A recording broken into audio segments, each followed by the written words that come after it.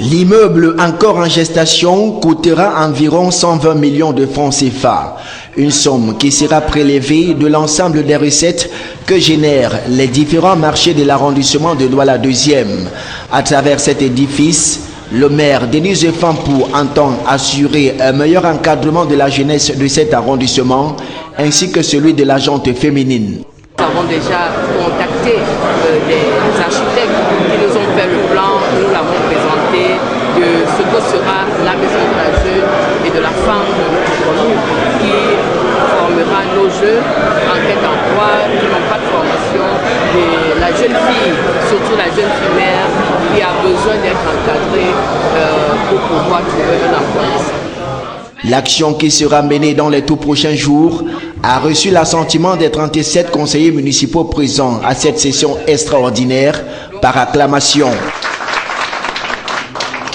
Plusieurs d'autres projets sont inscrits dans l'agenda de la commune d'arrondissement de Douala 2e qui entend assurer une gestion fiable et transparente des fonds provenant des différents marchés. Pour le maire et ses principaux collaborateurs, le débat autour de la gestion des marchés n'est plus qu'un lointain souvenir. Le décret signé le 8 juin 2015 et dernier par le Premier ministre chef du gouvernement met fin à toutes les supputations. L'ensemble des conseillers, pour une fois, tout bord confondu, a reconnu justement le travail abattu par le président de la République, son Excellence Paul Biya, pour le bien-être des populations, notamment avec la communication de ce décret par le Premier ministre, qui voudrait bien que tous les équipements marchands situés sur les territoires de nos communes soient gérés par les communes. Ce décret signé du Premier ministre confirme ainsi le transfert des compétences aux collectivités territoriales décentralisées tel que voulu par le processus de décentralisation. Jour de fête pour les stagiaires de la 10e promotion de l'ESIG. L'École supérieure internationale de guerre de Yaoundé ce 16 juillet pour le cycle 2014-2015. Ils étaient 45 officiers stagiaires au total, parmi lesquels 15 Camerounais, un Américain, un Français, les autres venant de 18 pays africains. Ils sont tous détenteurs du brevet d'études militaires supérieures de 2e degré. Pendant l'année scolaire, les 45 officiers stagiaires issus de 21 pays ont été encadrés et ont-ils reconnus par une dynamique équipe d'enseignants civils et militaires camerounais et français. Le programme de formation à la planification des opérations des services de la paix aura été exécuté à l'intérieur et à l'extérieur de l'école, au Cameroun et à l'étranger. La session ayant donné d'excellents résultats, le ministre Edgar Alain Mbongo de la Défense ne pouvait que féliciter les élus du jour. Je tiens une fois de plus à les féliciter tous. Ils ont fait preuve de beaucoup d'abnégation et certainement d'un grand mérite. La preuve, c'est qu'ils ont tous obtenu le diplôme de sortie de l'école.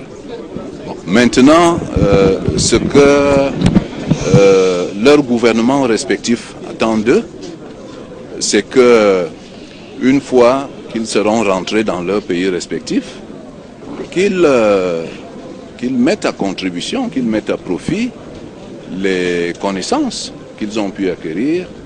Fruit d'un partenariat stratégique bipartite entre le Cameroun et la France, l'École supérieure internationale de guerre de Yaoundé, créée par décret présidentiel camerounais du 13 janvier 2005 sous l'appellation de Cours supérieur interarmée de la défense, qui devient en 2013, sur haute instruction du chef de l'État, l'École supérieure internationale de guerre.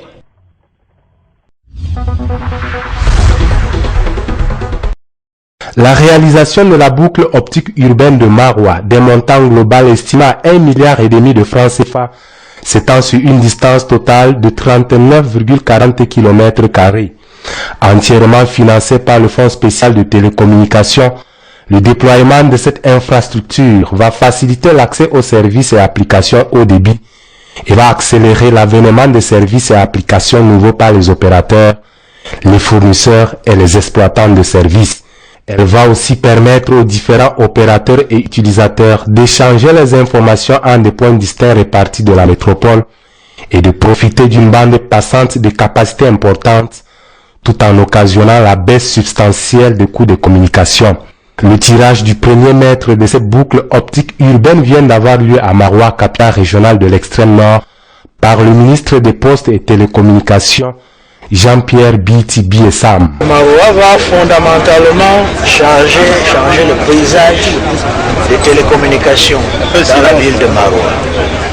Pourquoi? Parce que cette boucle optique va apporter le haut débit. La boucle va également permettre, d'une manière générale, une baisse des coûts des télécommunications. Parce que ce sont les deux objectifs principaux que le gouvernement poursuit. Le haut débit pour tous, des coûts abordables pour tous. Bien avant le tirage symbolique de la boucle, l'on a procédé à la présentation technique du projet. Au cours de cet exercice, le Minpostel a souligné que la construction de la boucle optique urbaine de Maroua, comme les autres boucles construites, témoigne de la volonté du gouvernement à mettre en œuvre une véritable politique de développement de l'infrastructure au début des télécommunications sur l'ensemble du territoire. Jean-Pierre Biti Essam demande donc aux populations d'en tirer profit, soulignant que la boucle optique urbaine de Maroua, qui sera opérationnelle d'ici septembre prochain, constitue la troisième phase de déploiement de ce programme au Cameroun, après celle de Yaoundé et Douala.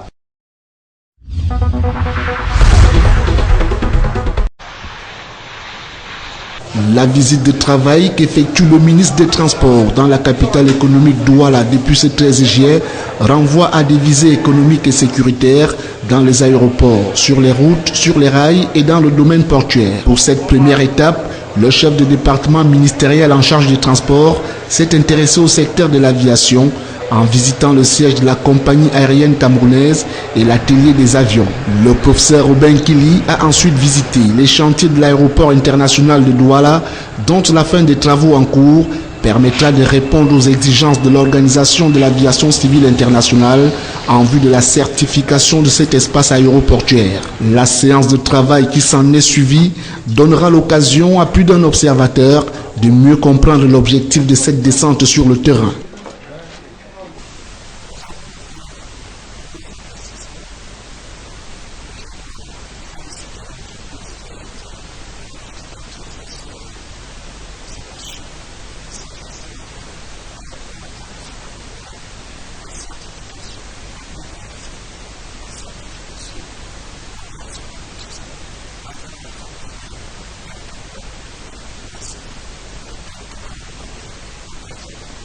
Pour ce qui est du domaine de la météorologie, le ministre des Transports s'est limité à la visite des locaux de ce centre météorologique national, récemment choisi par le chef d'État de la CEAC pour abriter le siège du Centre des applications et des prévisions climatologiques de l'Afrique centrale.